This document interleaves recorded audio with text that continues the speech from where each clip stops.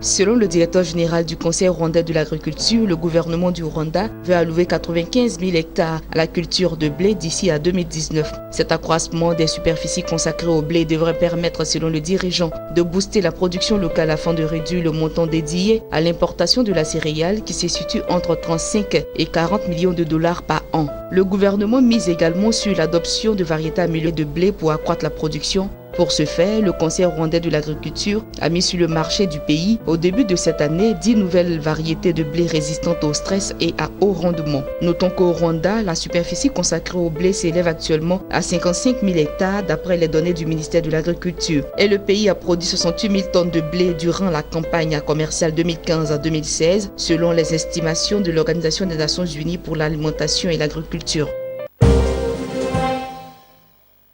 Le marché mondial de forage du pétrole et du gaz au large est en passe de croître de 10,2% au cours de la prochaine décennie pour atteindre environ 190,25 milliards de dollars d'ici 2025. C'est ce qu'a indiqué le rapport Global Offshore Forage Rig Market Analysis and Tendences. L'étude se réfère aux performances du marché d'avant-chute des prix du pétrole et s'appuie sur les critères relatifs aux tendances actuelles du marché, les principaux acteurs, les principaux projets de développement et stratégies futures, les tendances de la chaîne d'approvisionnement et les innovations technologiques. Selon les conclusions du rapport, les investissements seront plus importants dans 23 pays qui regorgent de potentiels intéressants. Et il s'agira notamment des États-Unis, du Canada, du Mexique, du Royaume-Uni, de l'Allemagne, de l'Espagne, de la France, de l'Italie, de la Chine, du Brésil, de l'Arabie Saoudite et de l'Afrique du Sud, qui est déjà pressenti pour être le prochain Eldorado pétro-gazier du continent africain.